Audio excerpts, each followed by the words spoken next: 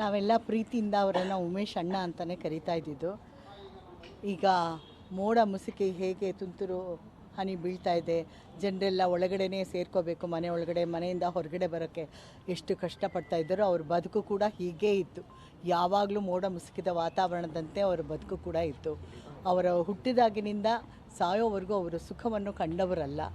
ಆದರೆ ಅವರ ಪಾತ್ರಗಳಲ್ಲಿ ಅವರ ನಗುಮುಖವನ್ನು ನೋಡಿದಾಗ ಇವರು ಏನಪ್ಪ ಸುಖದ ಲೋಲುಪ್ತೆಯಲ್ಲಿ, ಶ್ರೀಮಂತಿಕೆಯ ಲೋಲುಪ್ತೆಯಲ್ಲಿ, ಸಿರಿವಂತಿಕೆಯಲ್ಲಿ ಬದುಕ್ತಾ ಇದ್ದಾರೆ ಅಂತಲೇ ಅನ್ನಿಸ್ತಾ ಇತ್ತು.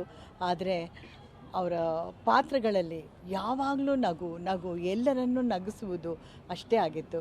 ಎಷ್ಟೊಂದು ಕಂಪನಿಗಳಲ್ಲಿದ್ದರು, ಆದರೂ ಅವರ ಮನೆಗೆ ಬಂದು ಬಡದ ಬಡತನ ಮಾತ್ರ ಅದು ಹೋಗಲೇ ಇಲ್ಲ. ಸರಿಯಾದ ವಯಸ್ಸಿನಲ್ಲಿ ಮಗನನ್ನು ಕಳ್ಕೊಂಡ್ರು. ಆ ದುಃಖ ಅವರನ್ನು ಹೇಗೆ ಸಹಿಸ್ಕೊಂಡಿದ್ರೋ ಹೇಗೆ ಅನಿಸುತ್ತೆ.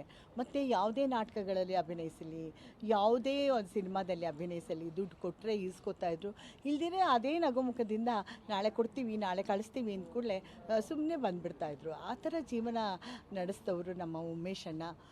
ಅವ್ರನ್ನ ನೋಡ್ತಾ ಇದ್ದರೆ ತುಂಬ ಸಂಕಟ ಆಗುತ್ತೆ. ಅವ್ರ ನಗುಮುಖ ನೋಡಿದ್ರೂ ಕೂಡ ತುಂಬಾ ಸಂಕಟ ಆಗ್ತಾಯಿತ್ತು.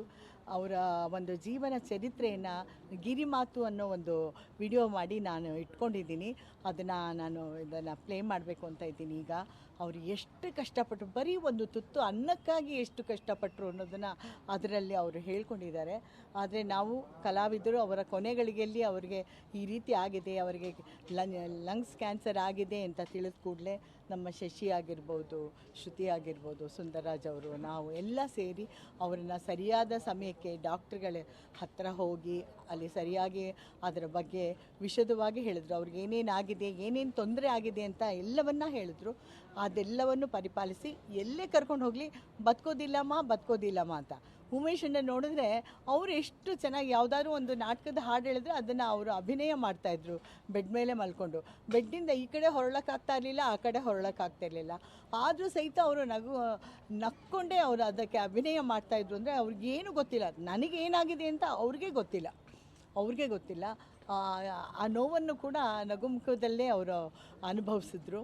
ಕೊನೆಗೆ ಅವ್ರಿಗೆ ಮರಣ ಬರಲಿ. ಮೊನ್ನೆ ನಾನು ಅವ್ರು ನೋಡಿದಾಗ, ನಾನು ಶಶಿ ಹೋಗಿ ಅವ್ರನ್ನ ನೋಡಿದಾಗ, ಮೊನ್ನೆ ಅಷ್ಟೇ ಹೋಗಿ ನೋಡಿದಾಗ ಸ್ವಲ್ಪ ನೀರು ಕೊಡು ಅಂತ ಹೇಳಿದ್ರು. ಇವಳು ತಕ್ಷಣ ಲೋಟದಲ್ಲಿ ನೀರು ಹಾಕಿ ಕೊಟ್ಟಳು, ಕುಡಿಸಿ ಅಮ್ಮ ನೀವು ಅಂತ. ಅದನ್ನು ಕುಡಿಸ್ದೆ. ಒಂದೇ ಒಂದು ಗುಟುಕು ನೀರು ಅವ್ರ ಬಾಯಲ್ಲಿ ಹೋಗಿತ್ತು ಅಷ್ಟೇ. ಅದಕ್ಕೆ ಹೆಚ್ಚಿಗೆ ಹೋಗೋಕ್ಕಾಗಲ್ಲ.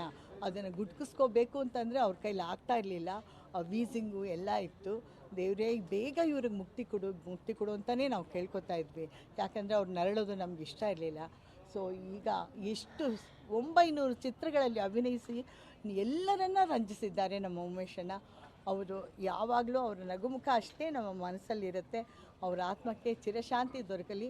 ಮತ್ತೆ ಏನಾದರೂ ಇನ್ನೊಂದು ಜನ್ಮ ಇದ್ದರೆ ಆ ದೇವರು ಅವ್ರನ್ನ ಒಬ್ಬ ತೃಪ್ತಿ ಆಗಿರುವ ಮನುಷ್ಯನನ್ನಾಗಿ ಸೃಷ್ಟಿಸಲಿ ಅಂತ ದೇವರ ಪ್ರಾರ್ಥನೆ ಮಾಡ್ತೀವಿ. ಮತ್ತು ಇನ್ನೊಂದು ವಿಷಯ ಹೇಳೋದು ಮಾಡ್ತಿದ್ದೆ, ಎಲ್ಲ ಇದನ್ನು ಇವತ್ತಾಗುವ ಇದೆಲ್ಲವನ್ನು ನಮ್ಮ ಕಲಾವಿದರ ಸಂಘ ಮತ್ತು ನಮ್ಮ ಸರಕಾರಿ ಎಲ್ಲ ಯಾರು